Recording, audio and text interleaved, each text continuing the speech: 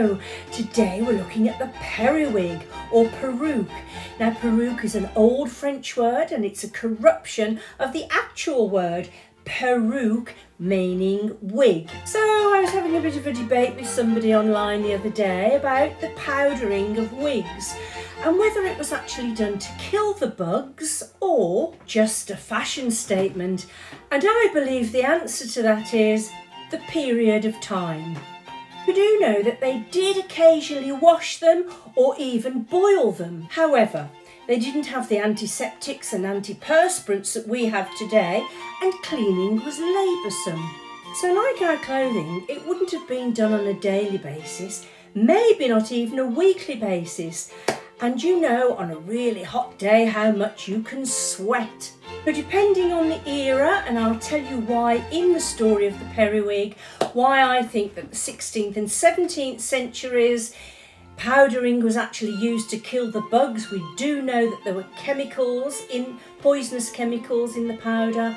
And later on the 18th century it became a fashion. And just like many fashions across the centuries, it started off as a usefulness and then became a fashion statement. And also, in a time of not even washing your hair very often, it was easier to delouse your wig than your actual hair. Contemporary writings have said that wigs were actually cleaned with something called fuller's earth, using poisonous chemical agents to kill the bugs. Cheaper option, low-grade flour was used with pomatum or pomade of lanolin, beeswax and rose water or lavender, which actually probably attracted the fleas back into your wig.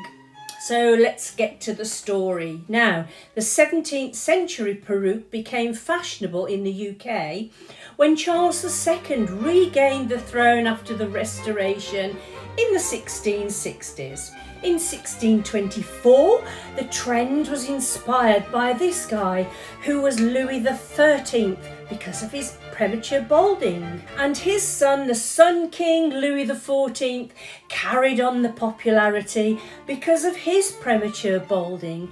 And so long, rich, dark, curly wigs became fashionable and a symbol of nobility, and remained so through to the 18th century. Wigs were also known to cover up the patchy, well-known signs of syphilis.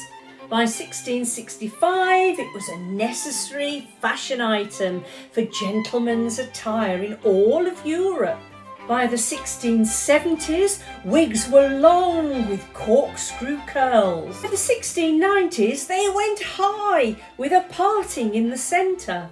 And later in the 18th century, it was a fashion to just powder your wig. Wig wearing stayed popular until about the 1790s, when a complete change of fashion came about due to the French Revolution. In the 18th century, women didn't actually wear full wigs like the men. They would use paddings and framework to put their own hair over. Lots of hair pieces that went on the top to achieve that large look with powdered hairstyles. But eventually powdering became messy and laboursome. In the 1700s the fashion came back, and then the wig powder was made from cornstarch with orange flour and lavender water. By the 1780s men powdered their own hair as ladies had done. There is a wonderful entry in the diary of Samuel Pepys, the day of 1665, that said, "The barber had shaved my head and he had tried on his new periwig for the first time." Barber had shaved his head and he had tried on his new periwig for the first time.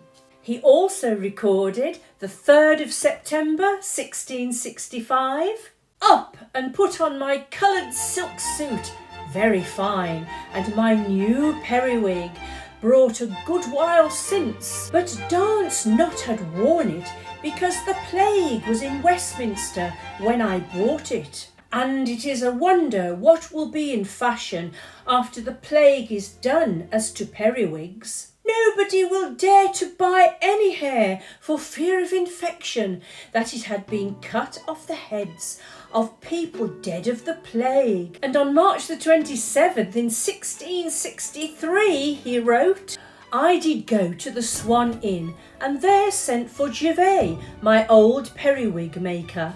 He did bring me a wig, but it was full of nits, so as I was troubled to see, it being his old fault, I did send him away to make it clean.